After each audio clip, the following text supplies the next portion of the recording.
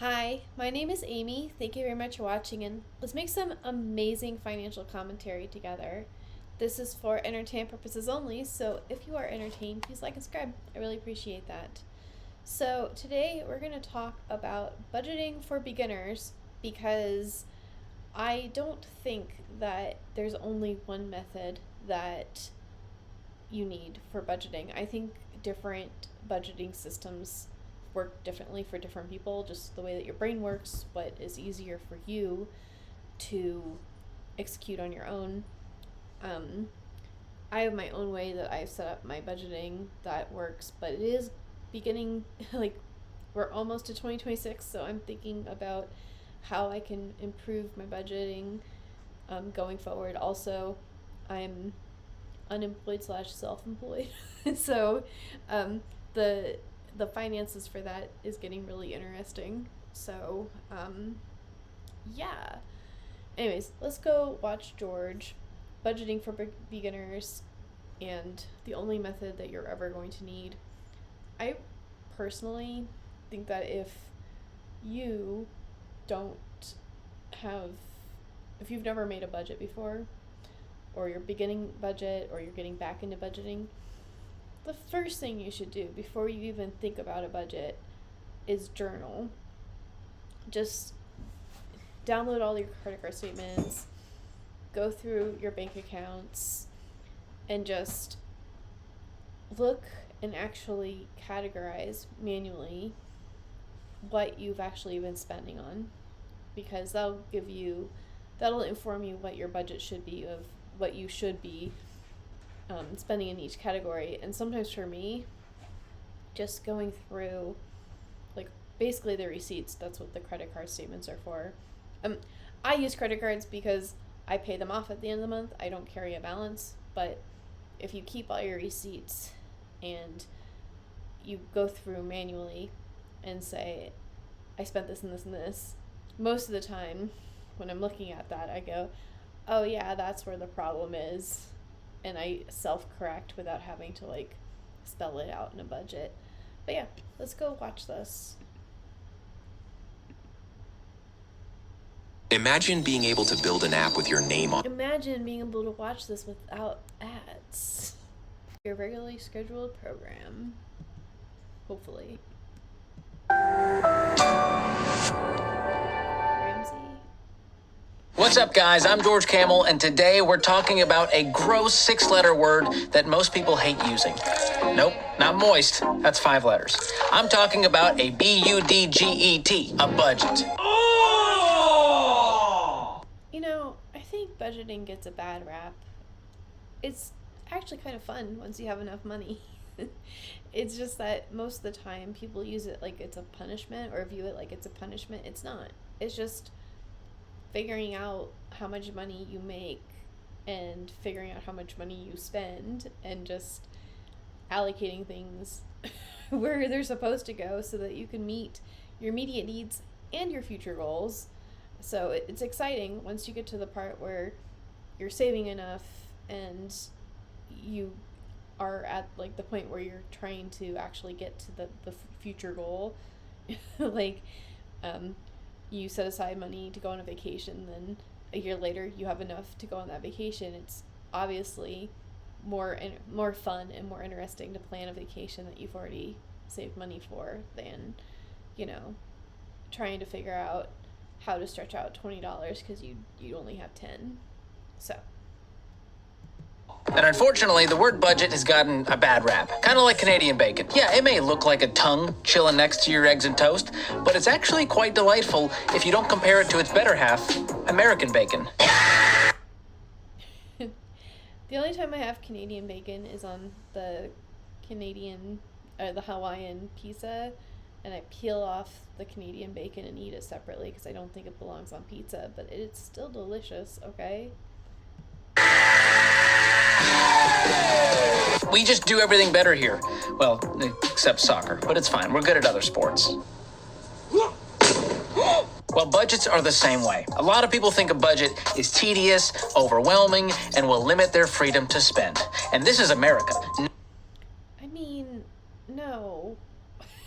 It's just, it's like your guardrails of just letting you know how much you can spend. No one limits our freedom. Listen, I see you driving around in your dually pickup truck with the Hemi, with that license plate that says "Don't tread on me." Listen, no one's trying to tread on you, bro. We're all scared of you. Relax. Golly. Which is why it's not shocking that 6 out of 10 people in America still don't do a monthly budget. But here's the truth. A budget doesn't limit your... Now, you can have a weekly budget, or a monthly budget, a quarterly budget, an annual budget. Like, it could be any time frame. I see what he's saying, though, where, like, usually we do it monthly because, like, our bills are usually once per month. Like, I only get billed by my mortgage company once per month.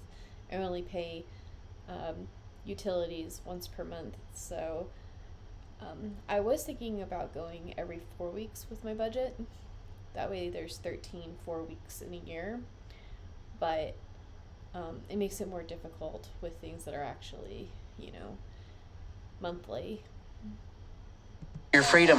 It gives you freedom. It's an intentional spending plan. That's all it is. Now, the point of budgeting is not to get a gold... I totally agree with that. Like, it gets a bad rap, but only when you don't have enough money to begin with. Afterwards, it's really just a way to keep track of what you're doing. So, like, and it becomes a place for me to like ideate what I want to be doing the next 3 to 5 years. Like, how can we save enough money, how can we invest enough money that I'm able to do the things that I want to do.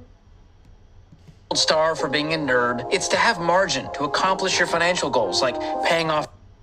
When he says margin, I'm like, ooh, now he's endorsing margin. And he doesn't mean that kind of margin. The kind of margin that I'm getting excited about is the kind in my brokerage, where it's basically just a personal loan using my own assets as collateral.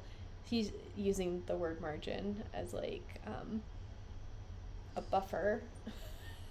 So there's different uses of the word margin in finance. Off debt, covering emergencies, investing for the future, and living your best life. Now, I get that making a budget might seem overwhelming at first, or maybe you tried budgeting in the past and you didn't stick with it. But don't judge the budge just yet. I'm going to show you the strategy that I personally use to budget my money, the same strategy that helped me go from broke to millionaire, and I'm going to give you some tips to make the most of every single dollar. But before we start crunching the numbers, take a moment to crunch that like and subscribe button. Love a good crunch. I could, but I'm not. Yeah, it'll be interesting to see what works for him, because it might not work for me, it might not work for you, and there's nothing wrong with that. You just have to come up with your own system. If I feel like it, I might show you my budget for 2025 or 2026, because I already started doing it. Because I like budgeting. I have a high, medium, and low, where the high is like, I have lost my mind and this is the maximum I can spend on everything. The medium is like, this is what I think I'm actually gonna spend. And then the low is like, I am not getting anything extra, I'm not doing anything special, I'm doing the very bare bones, like how little could I possibly spend? And having all three of those together in my spreadsheet, it really shows me like, oh, at the end of the month I could have this much left over, or this much left over, or this much left over. And I just find that to be very interesting, because I don't like budgeting down to zero, but to me, when I see side by side, like, oh, if I spend a lot, that I just don't have this much amount of money left over. And it just spells it up very clearly, because each category, it doesn't seem like it's a lot or makes a lot of difference. But, $20 here, $100 there, it makes a difference. That's why I love Nestle Crunch. Now, while you're crunching, share this video with someone you would love to do crunches with. All right, there's so many budgeting methods out there, and it's probably one of the reasons you haven't stuck to one. You've got the reverse budget method, the pay yourself first. I've never heard of the reverse budget method. or pay yourself, I think, is like when you tithe to yourself, or the first 10% goes into savings. That would make sense. I always just, whatever, like I have a minimum amount in my checking account, and then whatever was left over at the end of the month over that, I would just then invest that, which is not the recommended way. I understand why they say just put it onto automated and just invest in an automated way, and that way you're doing it like DCAing regularly. But it worked for me, I guess. Method, the 50-20-30 method. Well, forget all those. Out the window. They're gone. The 50-15-10 is a good thing to live by as a rule of thumb, where if you have no idea, if you don't know how much things are supposed to cost in your budget, something like the 50-15-10 would be good. But once you're already in the lease, once you already have your job, you already have the car, it's really not that useful because you've already made the decision. The 50-15-10 is better when and he said 50-20-30, which is basically 50% goes to bills and living, 15% is for saving, and 10% is for investing. And I think 50% is for the bills, 15% is for spending, just on entertainment, and 10% is for investing. So I never did it like that. I always did when I had a job and I didn't have the condo, or was trying to sell the condo and then also owned my current home. Everything, the spending, that would be 50% of my budget, and then everything else would be investing, 50%-ish. We don't need them. The only budgeting method you need to know about is a zero-based budget. Now, a zero-based... So, for me, I have attempted to budget down to zero before, but because I would underestimate my income and overestimate my expenses, I gave myself a panic attack one time, and I was like, we could do this a different way so that I don't have anxiety attacks, because I have enough money for what I want to do, but I don't need to zero everything out. We'll just basically have, these are what you're actually budgeting, and then whatever's left over at the end of the month. If my bank account has this much money in it, then the rest of it goes into investing. And for me, that works. The zero-based stuff just really, really makes me anxious. I also like to do times per week versus dollar amounts when I'm budgeting. So back when I lived in the city in my condo, I would say you can eat out 3 times a week, and I would price it at $20. Well, if I spent less than $20, I didn't get to eat out more. No, I already ate out once. So it's easier for me to remember, did I go out, with friends and go to dinner? Well, then you can't go out. You only have 2 more times to go out this week. So that's how I like to do it, where it's just how many, I'm going to go to the grocery store 4 times a month. So I spend it, $50 each time or $100 each time, and that's the budget. And so I might spend more or less at the grocery store because of, XYZ, but I'm not that concerned about it because I usually wind up buying pretty much the same thing at the grocery store. So I'm not gonna say I failed at my budget because I had to buy toilet paper and it went over budget. It went from the cleaning supply budget, or the random miscellaneous household budget, but I'm not gonna beat myself over it. It's just, did you go that many times per week, and did you spend reasonably when you were there? Base budget simply means that your income minus your expenses should equal zero. Brilliantly named, just absolutely brilliant. So if you make $5,000 a month, everything you give, save, invest, or spend should add up to $5,000. Every dollar that comes in has a purpose, a job, a goal. We don't want those dollars unemployed hanging out on the anti-work subreddit, okay? We gotta put this money... I mean, I understand, but I would just have a bucket at the end of like, if there's any money left over, it goes here. And just do like a cash sweep once a month, because I think once you have the discipline, because this is a lot about discipline, about can I, go out to eat less, or it's not even about less, it's what's important to me. It's about identifying what is important, because if you want to eat out a lot, then maybe, you don't need to have a bunch of subscriptions, or, like there's a give and take to everything. Like you can have everything, but you can't have everything at the same time. So if your goal is to retire early, then you are going to have to make more sacrifices now in order to save up enough money to be able to retire early. But if you are, on the path of like, you have kids, you need to have all the experiences now, and you're not that concerned about it, then you're prioritizing that. So budgeting is about prioritization, about what is important to you. So, I understand what he's saying about like everything you have should have a plan. And for me, the default is if I don't have a specific plan for it, then it needs to go into investing, and it needs to go into the three fund portfolio, or just VOO.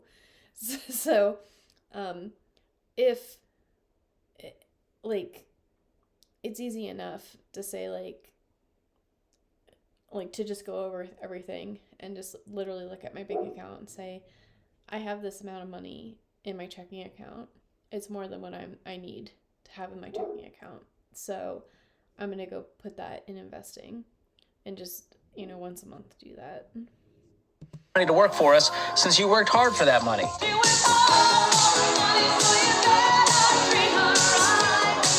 Don't act surprised that there was a Donna Summers reference. You knew there was going to be a Donna Summers reference in here. Now, to be clear, this doesn't mean that you have $0 in your bank account. It just means your income minus all of your expenses equals zero. Make sure to have some buffer in your checking account so that you don't overdraft. Now, you can do this the old-fashioned... I do that. I have my checking account, though, gets like a 3% interest rate through Bank 5. I'm not sponsored by them, and you can check on like NerdWallet or wherever to find one that has interest. But I basically have 1 month of expenses in my checking account right now.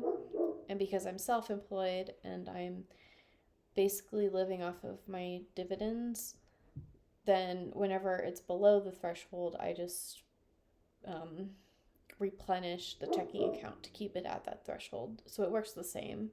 It would work out better if I had a job from an employer that was paying me the amount before I got laid off, but that's neither here nor there. So it is important to keep enough in your checking account.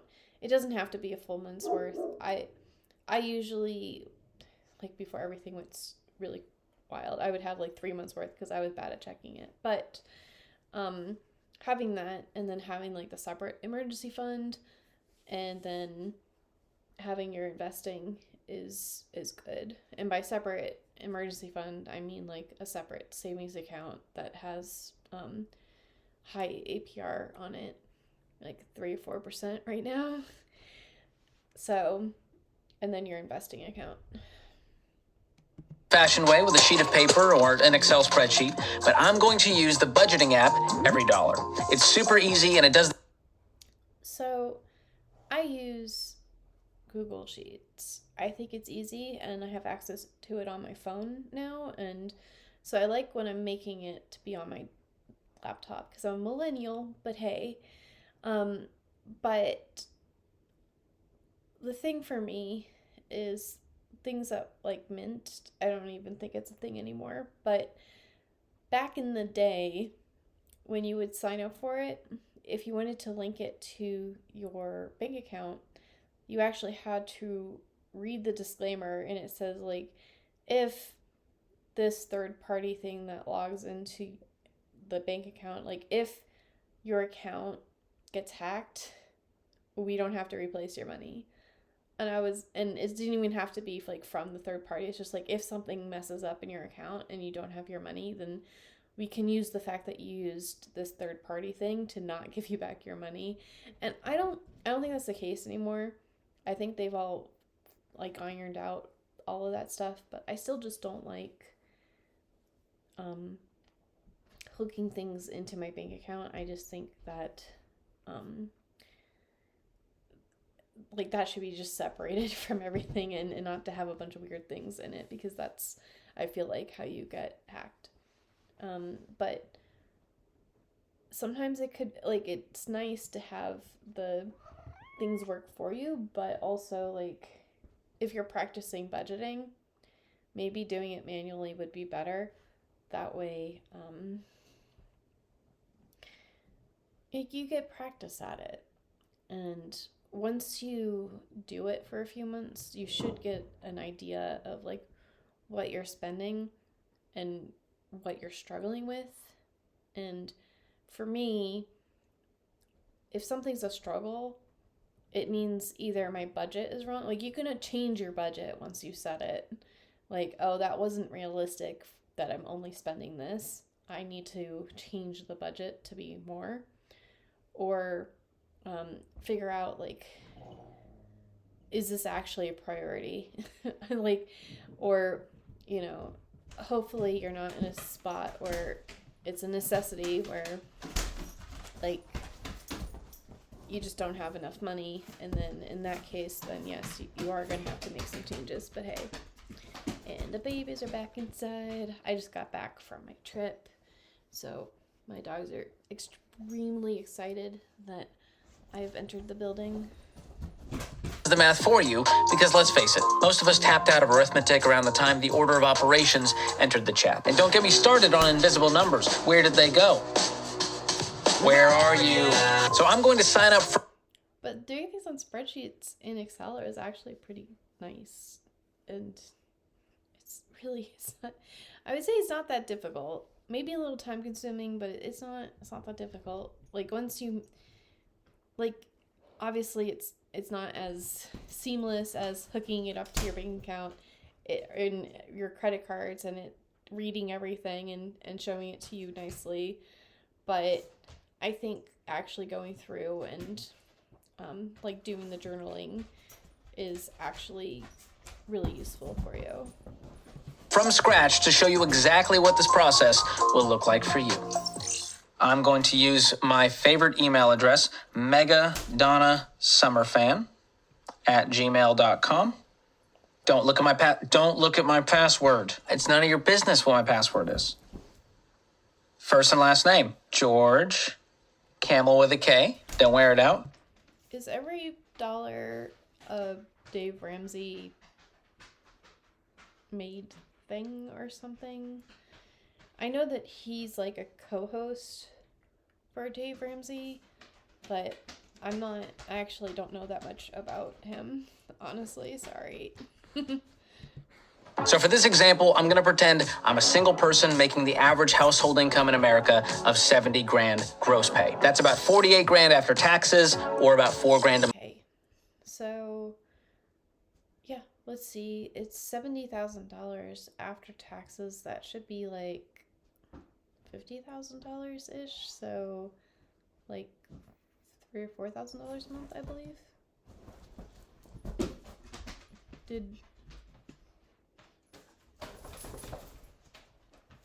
I think I may have stopped. Delete. Why don't we start a new movie? Sorry. I meant to click on this instead. I know, welcome to taxes. So first we're going to list our income at the top. This includes your regular paychecks and anything extra you plan on bringing in during the month through maybe side hustles or child support income. Now, if you've got some irregular... So, it's not, because I always remembered, like, oh, I make this much per year, but it's the after taxes, so it's what actually shows up in your bank account. But I don't necessarily budget with my side hustle income. That's just extra income that goes into the bucket if, like, it goes to investing if I did my job correctly. Regular income, don't zone out on me. A zero-based budget still works for you. It'll just look slightly different. You're going to have a more prioritized spending plan, and I will link an article below that walks you through how to budget with an irregular income. And comment below if you want to see a video on that in the future. All right, so paycheck one is $2,000. Yeah, I mean, from personal experience, my distribution journey is a little bit different than when I was just a W-2 employee. It's more like, this is how much I'm spending, so you better make this much money above that. So, yeah.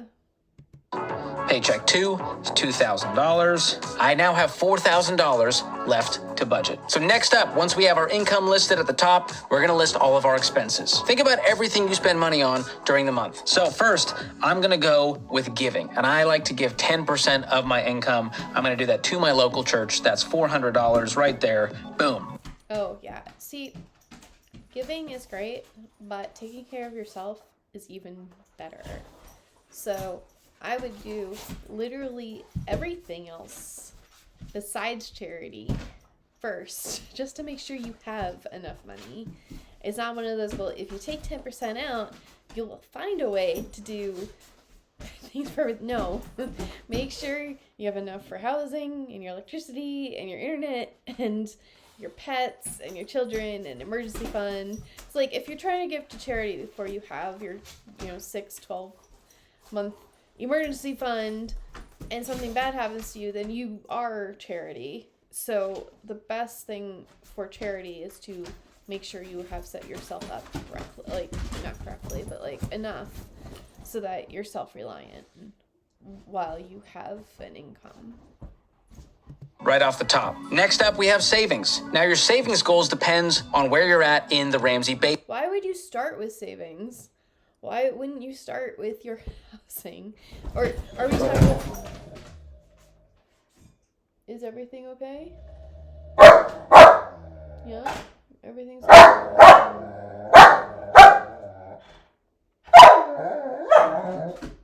Maybe I'm just being overly critical. We just really glossed over the housing and the groceries and the every day-to-day things because while it's good to be mindful of I should probably also be saving 10%. I should be giving 10% to charity. Like, you can't budget for that until you have everything else figured out, because you're going to have to go back and change the numbers if you don't have enough money. Baby steps, which is what I follow. So if you have an emergency fund of 3 to 6 months of expenses, you're in a great spot with savings. If not, you want to make that part of your plan. And if you're in debt, $1,000 is fine to have for your emergency fund until your debt is paid off. So right now, I don't have any savings plan, so I'm going to leave that as zero. I'm not that familiar with the Dave Ramsey baby steps, but I'm definitely not following them. Basically, I don't have an emergency fund, but I do have distributions from my investing account that are paying my monthly expenses. And since I've been laid off, I haven't been employed since August 15th. So, I've been surviving. So 6 and 1/2 dozen the other, but yeah, if you need hard rules like that, where if you have high interest debt, things that are over 7 or 8%, then yeah, prioritize getting those paid off, because even investing, you're not going to earn like on average it is like 10% or more, but it's not guaranteed every single year. So it's better to go with like the guaranteed, we're gonna get this much percent back, than not. So I just wish I had enough money to continue to overpay for my loans. It is what it is. Not going to invest right now because I've got one singular goal, and that's to get out of debt. So I'm pausing my investing with my work, my employer, my 401k, $0 right now until. What? No. I think you always get the match. Always, always, always get your 401k match. That's the only time you're going to get 100% guaranteed return on investment. No. Like, get your 401k match. No extra after that, though. No IRA, but, like, you should be getting your 401k match no matter what. Till we get out of this debt. Now, the big expenses we want to take care of are the four walls. This is food, utilities, housing, and transportation. Now, with housing, I recommend no more than 25%. The thing is, you can get your employer match, and Dave might not agree with it, but if you get the match and your 401k plan allows it, you can then take a 401k loan to take care of the high interest loan, and then you could pay the 401k loan either more aggressively or just the way it is, and then it's returning like it's like the prime rate plus 1% is how mine was. And so it's basically returning you the same as a bond would, but that way you get the 100% match from your employer, and you're paying off those really high interest loans. It is a little bit of loan shuffling for a little bit, but to me, I'd rather get 100% match and double my money, and then take out the loan and take care of the high interest debt, and then like, it's not ideal to take out 401k loans, but neither is having higher interest loans. So there's that. Of your take-home pay going towards your rent or your mortgage. You also got to think about things like electricity, gas, water, internet, trash, HOA, you name it. So I'm going to say that my rent is $12. I mean, it's kind of weird that we didn't start with those things, because when I'm budgeting, that's mostly what I'm talking about. I have the fixed expenses, things that don't change over month, like my mortgage, my internet and phone bill. Those don't really change. And then you have more variable things. My cat is like, what are you $1,200. My water bill is transportation. Now, with housing, I recommend no more than 25% of your take-home pay going towards your rent or your mortgage. You also. Do people even, like, is that even I know it's sound advice, but is it applicable nowadays? Like, Also got to think about things like electricity, gas, water, internet, trash, HOA, you name it. So I'm going to say that my rent is $1,200. okay.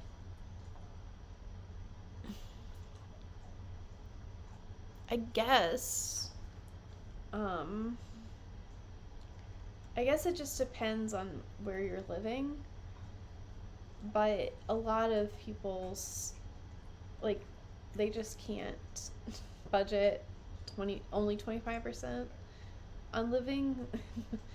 I think that was like the 1970s, that's what they would say, and then it keeps getting a bigger part of your budget. So it's just a rule of thumb. Don't feel bad if it has to be more. That's what I'm saying.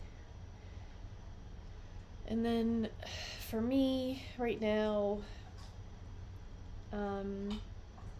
well, let's say my mortgage is $1,200, and I'm spending around $6,000 a month. So that's 20%.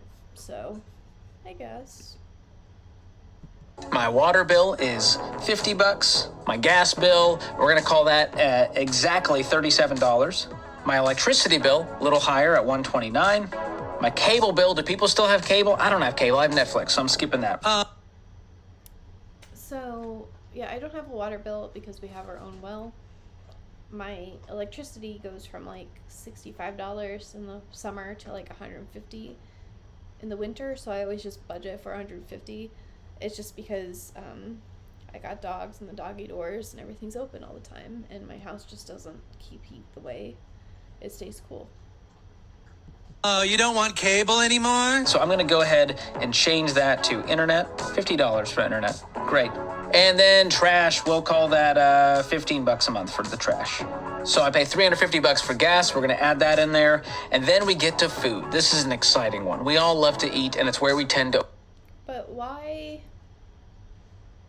I would have just, like, I usually just do like the housing, the fixed rate expenses, then the other bills I get normally, and then food. Like, I just don't understand why you would start with charity and savings and not like this. It's not bad advice, it's just out of order to how I would think about it, because like, if you don't know how you normally spend, how are you starting with that? I don't know. Are you playing with the kitty? Ada. Do you like playing with Morgana? Does Morgana like playing with you? No, you got the play bell going on. She don't want to play with you. I want to play with you. Ada. Miss Potato Head, come here. Yeah. Ada, come on up. All the way. Good girl. Yes. Let's continue watching George doing backwards budget. Overspend the most. So when it comes to groceries, we're gonna say, it's just me and the dogs, so I don't need a whole lot. We're gonna say $500 a month is gonna get me by. That's like $100 per grocery visit. That's for me. I don't know, you're not eating, I guess. How many dogs do you have? Because it could be a lot more, depending. Let's move to restaurants. Now, if this was me, I'm in baby step 2 trying to pay off all this debt. I've got a priority right now to pay off that debt. And that means I'm going to sacrifice. I'm not going to eat out for a while I pay off this debt. I'm going to eat at a great restaurant called Mi Casa, where it's a culinary experience to cook my own. I eat out once a week when I go to the grocery store as a reward for getting in my car and going to the grocery store. So, like, it just depends on why you got into debt in the first place. Was it a discipline thing? Then yeah, you probably do need to go through a period of being more regimented, but like, otherwise you're gonna cheat because you're not ever able to go out to and get something to eat. I think there's always a balance to this. Like, if you're in debt and you're trying to get out of the debt, you cannot get DoorDash and eat out every day. Like, you're gonna have to make some sacrifices, but maybe it's just pulling back and doing it less and not just at all. I know it makes it take you longer to get to the goal, but I think it's a healthier way to go about doing it, because like, if you're disciplined and you don't do restaurants, and then all of a sudden you do like a restaurant, and then you're like, oh, I messed up my budget and now I can just do everything, and you like binge spending. And it's much better to say, like, maybe I eat out once a month or every week or every other week, once a paycheck, or I have a budget to go out with my friends and we all go out to eat, and that's in the budget for me to do. Food. Now, the Dave Ramsey method has worked for a lot of people because it is so regimented and it is so simple. Like, you're in debt, don't go out to eat. It makes sense. But I just, like, in my case, I'm not in debt because I overspent. I'm in debt because I had to sell my condo and I was short $100,000, so I had to take out loans for that. Well, it wasn't because I overspent, it's because it took me 2 years and 5 different buyers. So, of course, I'm going to go out to eat once a week. My cat stopped. She doesn't want to see me anymore. So sad. So sad. Sorry, hold on. Let's get the movie up again. And, you know, I have OBS, right? But, for some reason, it, like, skews the screen. So that's why we have it janky over here. But yeah, let's continue watching this. Lasagna? It's my favorite. I can use ChatGPT to make my meal recipes. It's amazing. We live in the modern world, guys. Get with it. All right, let's move down to the personal category. This is the place where I want to trim the most, okay? I want to really limit this. So subscriptions, I'm just going to keep my Netflix. I mean,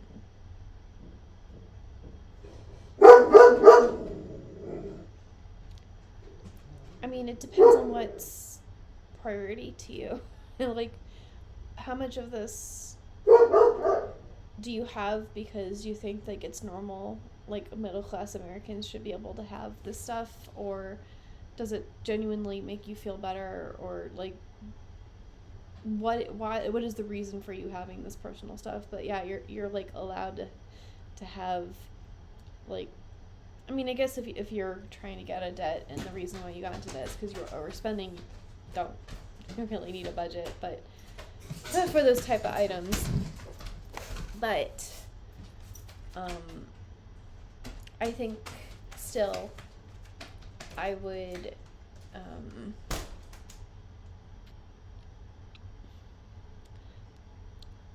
still have done this stuff before I did the charity and the savings, 'cause, like, this personal stuff, and how can you know what to put into these categories if you haven't journaled to figure out how much you typically spend in these categories? Because I could say, like, yeah, I spend, $100 a month on clothing, but, like, I don't spend any money usually on clothing, so why would I have a budget for clothing? But then it's like, well, sometimes things wear and tear, and, like, the sole fell off of my shoe last month. Like, I'm probably going to have to replace my shoes, so maybe I should have a clothing budget, but, like, just in case there's an emergency for that. But, like, how do you know what to put in those things if you don't journal to see what you typically spend? Because otherwise you're just throwing a number out here, and then you're trying to change your life habits to fit a number arbitrarily. Account at $12. Everything else, it's got to go. iCarly with Paramount Plus, we'll see you later, girl. All right, we got some priorities here. I do have a phone bill of $80 a month, so I'm going to type in $80 for that. Clothing, I got enough clothes. Really, I'm fine for a little while. We're going to try to not spend money on clothes, and we're going to limit our fun money down to, let's say, $50 a month. I think we can make that work. I usually just, like, have a miscellaneous of, like, should happen. Like, I don't need to justify it, but, I've got, like, $150 a month of, like, random stuff happened, and then it's still accounted for in my budget, but it's not, like, this granular of, like, things that are just intermittent that I don't do all the time. Now, hair and cosmetics, I got to have my hair products, so we're going to call that a necessity at $20 a month for all the things we need for that self-care. And there we go. We still have $11.07 left to spend. I do have a dog, so we're going to throw in some money for pet care. I'm going to call that $50 a month. Child care, no kids, entertainment. I wish my dogs only cost $50 a month. But yeah, it's this... the whole, like, I don't think it's bad to wind up with these numbers, but I think going through an app and just like randomly choosing a number that should be in the budget ideally is not how we stick to a budget. It has to be informed by like your actual habits, and then once you have your actual habits journaled, then you can try cutting back on things and forming the habit of cutting back on it until it becomes the habit, and then like more slowly getting yourself towards your goal and your ideal. We already have our fun money, so we're good. Miscellaneous, I don't have any plans, but we're gonna add $50 in just to get those little ankle biter miscellaneous categories. Now we got the gym, so we're gonna call that $10 a month over at Planet Fitness. Now there are some other essentials you gotta think about too, like different types of insurance. You gotta have health insurance, homeowners or renters insurance, car insurance. Yeah, car insurance, car maintenance, gas, all those things. And if anyone relies on your income, you need term life insurance. So my health insurance is $75 a month. My life insurance is going to be another $25 a month. My auto insurance is... I want to know where he's getting health insurance that's only $75 a month, because mine is about to be like $850. So I would much prefer $75 a month, but normally your health insurance and your life insurance and your, well, maybe not your auto insurance, but those are paid through your paycheck, so it shouldn't be an extra budget item anyway, because it's already taken out of your paycheck. is going to be $80 a month, and I do have renter's insurance at $17 a month. And because I don't want identity theft to happen, I'm going to add that. That's going to come out to $8 a month to protect me in case of identity theft. Now, you'll notice we have $792 left, and you're probably thinking, huge win. Here's the problem. We're in a pile of debt. So I got to add in my debt to this equation. And so as I add it, you'll see it's going to ask me what type of debt this is. So I've got a credit card. The current balance on that card is $2,000, and the minimum payment is $75. So we have a credit card number 2. Our balance on that one is $3,000, and the minimum payment is $100. We're going to go ahead and add that one, and we're not done yet because Americans have a lot of debt, and this person is 40 grand in debt. So we're going to add the pesky student loan. I mean, is that $40,000 including the car loan and the mortgage, or is that $40,000 of credit card debt? Because I'm feeling like added right now. The current balance on that loan, $8,000. Minimum payment on that, $130. Done there. Okay, student loan number 2. Now in that bad boy, we've got a current balance of $12,000. And the minimum payment on that one is $170. That one's done, and there's one more debt left to pay. So that's interesting that he's only entering the minimum payment and the outstanding balance, because if you wanted a budgeting app to make recommendations for what you should be paying off next, you need the APR, because the highest APR is the one that you should be doing first, even though sometimes, you have the snow flake versus or snowball versus the avalanche method. I prefer avalanche because it makes more mathematical sense, but sometimes we need small wins in our life. So that's interesting. And that is our freaking car payment. Y'all check out my new truck. So we're going to add that in there from auto, and that's going to be car loan. I like watching Ginger Billy, by the way. He's really funny. The current balance on that car loan, 15 grand. Minimum payment, $375. All right, so I've added in all of my monthly minimum payments to stay on track. My budget has factored all of that in, and you'll notice that every dollar is letting me know that I'm $58. So in this example, he is over budget by like $58, but if he had started with his fixed expenses, then his variable expenses and the student loans would have been a fixed expense. Like the credit card, like all of those have a minimum expense. So if you had done your income and then done your expenses first, he would not be over budget. But he is, because he did charity first. Like, why are you giving to charity if you have $40,000 of debt? Like, you need to take care of your debt, get into a good situation, and then do charity. At least that's my opinion. Let me know if you have a different opinion when it comes to charity. But for me, like I said, like, you need to make yourself good and stable and, like, just make yourself good and have a good foundation for yourself, and then you can give.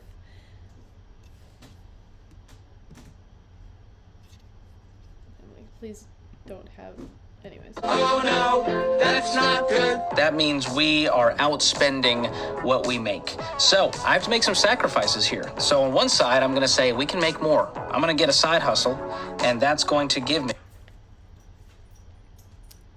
For your basic budget, I would recommend just staying with your actual income from your main job over giving. Like, you don't have to give to charity. You can just stop giving to charity. You could stop it with your savings for a little bit while you are paying off your loan, and then you don't need a second job. And then if you get a second job, that second job goes towards your loans to pay off your debt so that you can eventually give to charity and have savings, because the order of operations there is like, you're not in a good spot, so stop giving to charity.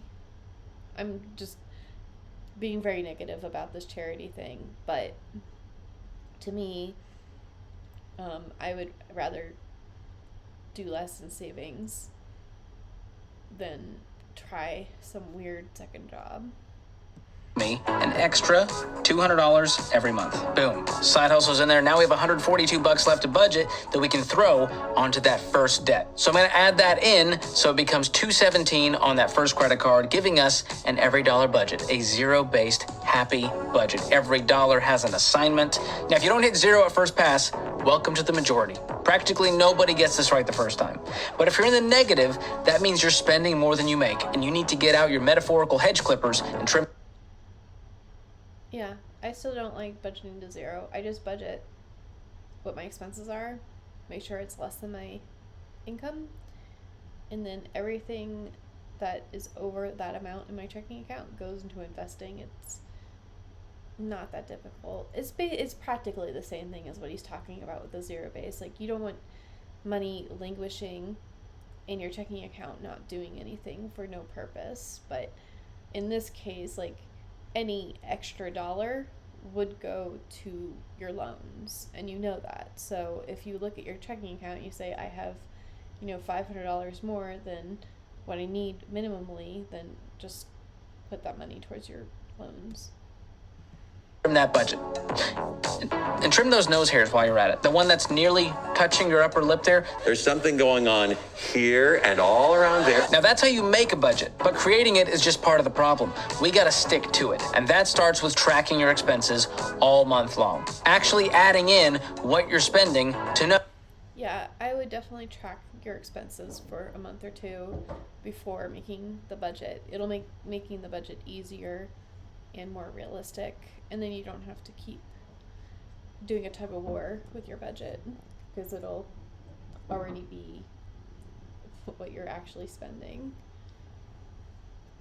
Know that you're on target, that you're on track. That means any money that comes in or goes out gets put into the right budget line item. So when you pay the rent, subtract that from housing. When you fill up the gas tank, subtract that from your transportation or fuel. When you treat your lady to Applebee's for date night, subtract it from restaurants. And as you're tracking, make adjustments as you need to. Remember, this is for you. If you or fuel. When you treat your lady to Applebee's for date night, subtract it from restaurants. And as you're tracking, make adjustments as you need to. Remember, this is your budget. Make it work for you. If the electricity bill comes in higher than you thought, tweak another budget line item to make up for it. And if the water bill comes in a little lower, then celebrate and move that money over to a current money goal, or add it to a budget line item that went over. Now, when the month is close to over, we're doing it all over again. But after a few months, I think for me, and my cat made this full screen for some reason. But, oh, now she's trying to print this. Wow, she is very good at pressing buttons on my laptop. yeah, I think just having like a rule set of like this is what happens with the extra money means that you don't have to keep adjusting things in your budget. The budget, as long as you have it built in that you have padding in your budget, like you don't have to scramble and change everything in your budget. You just whatever leftover money goes towards like the priority goal. Of doing this, you're going to gain some momentum, you're going to create a habit, and it will become something you actually look forward to, right? Like nobody likes changing their sheets, but man, it feels good to get into a crispy clean bed. By the way, this is your reminder. Change your sheets. It's time. It's time. Now, a lot of people wonder how their spending compares with everyone else's, and they ask if I have recommended budget percentages. And beyond parameters like keeping your housing to about 20. So everybody's budget is going to look different because we earn a different amount of income, and we have different priorities of what's important to us. For me, my priority is with these puppy dogs and keeping myself housed, so I'm not spending a lot on entertainment or gas or anything like that. But someone that has kids or whatever, they might spend more on entertainment. So there are rules of thumb. 25% of your take-home pay, 10% towards giving. It's really hard to give anyone a one-size-fits. The 10% towards giving, totally optional. Like, until you're in a spot where you have your 3, 6, 9, 12-month emergency fund, your high interest loans are paid off, you have some investing, you have retirement. The best way to give to charity is just to make sure that you do not become charity yourself. Which, I mean, sometimes you do all the work that you want to do, or like you can do to make yourself more stable, and you still need charity, but it is what it is.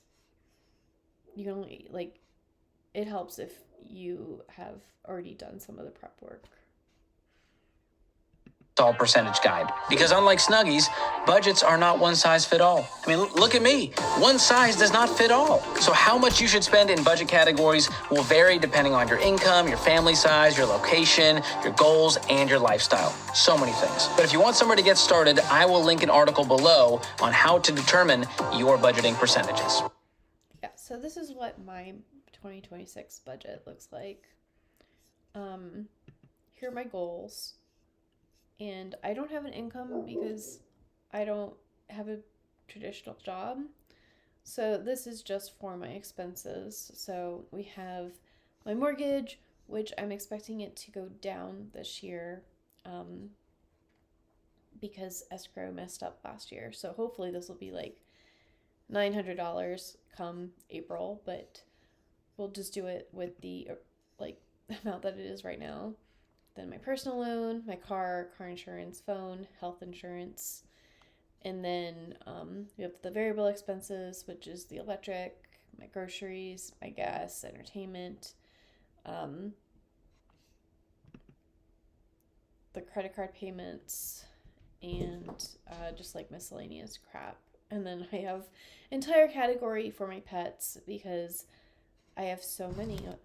Ada, how many pets do I have? Just so many. Too many, right? Yeah. So they're expensive. So I'm spending anywhere between, let's say, $5,000, $7,000 every month. So I need to make more than $7,000 every month to make sure that this is sustainable for me. And then I have a tracking tab. And what I do is instead of tracking like individual line items, I have like my mortgage, my car loan, like these things are separate. But I just track my credit cards because usually from month to month, I spend pretty much the same on my credit cards. So if for like a month, like my Amazon credit card goes up by like $1,000, I can go look at what I actually bought and make sure that it makes sense and it's not like someone stole my credit card. So that's how I usually track, is just the things that are easily trackable by themselves, and then just the credit cards. So I think it's good to have goals and have in mind what you want to spend. But for me, this type of budgeting has worked out for me because my goal is to be somewhere between like my middle and my low. But just to know how much, like, if you do spend this much, this is how much you'll have wound up spending.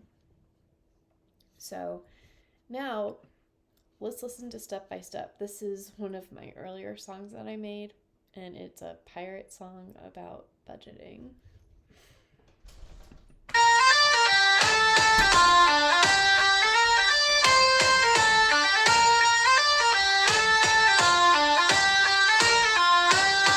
Financial freedom, it starts today. Every step you take, you're paving the way. From budget to billions, it's all in your hands. Pigs get paid, hogs get slaughtered. Understand? So this is actually just setting out an entire roadmap for how you can get financial independence.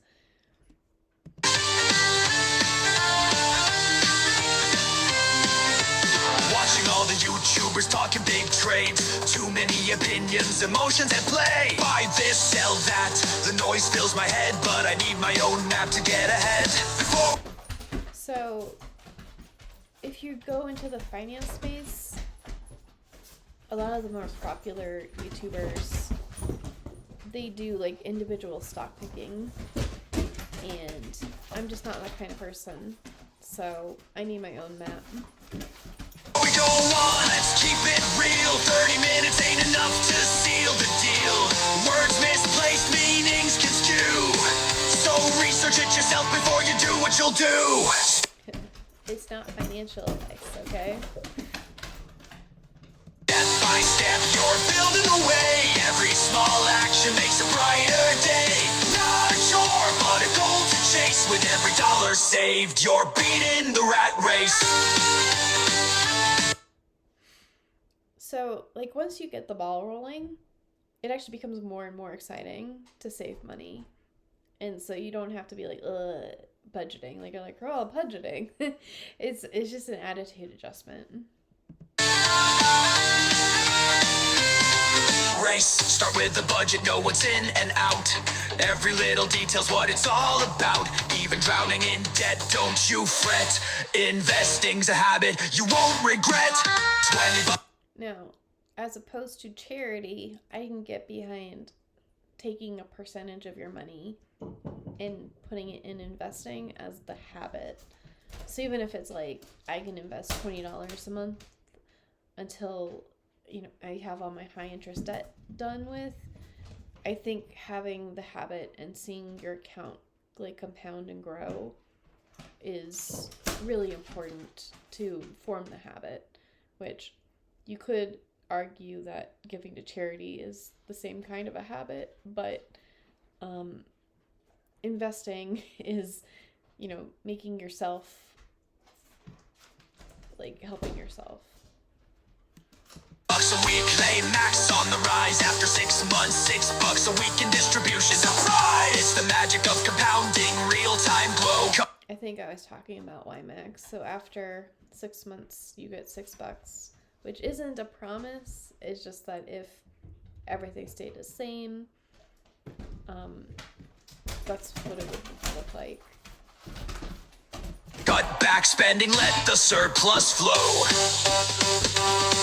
Once you're debt free, it's Roth IRA time. A tax advantage plan, now that's a climb. Stick After you're done with your loans, Roth IRA. to the basics of free fund play. SCHD, SCHG, vote all the way. High income ET.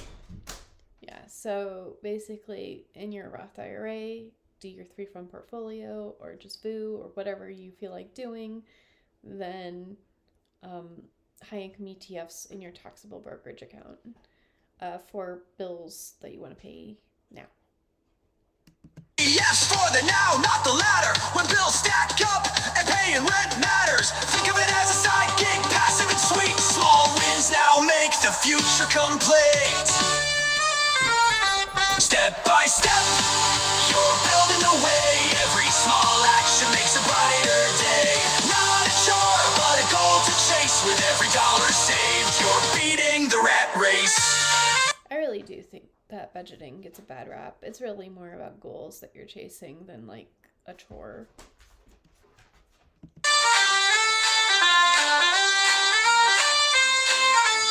Options, leverage, there's more to explore. But this isn't a 20-minute ballad encore.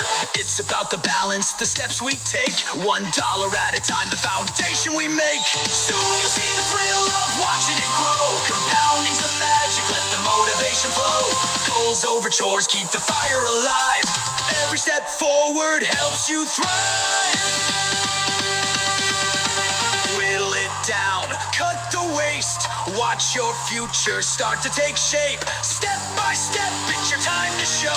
Every small action helps you grow. Motivation's here, take. Every small action helps you grow. You might not think that, it's only $1, so it doesn't matter. No, it's $1, so it does matter. That's just a little bit of an attitude change. The path to freedom starts with a seed.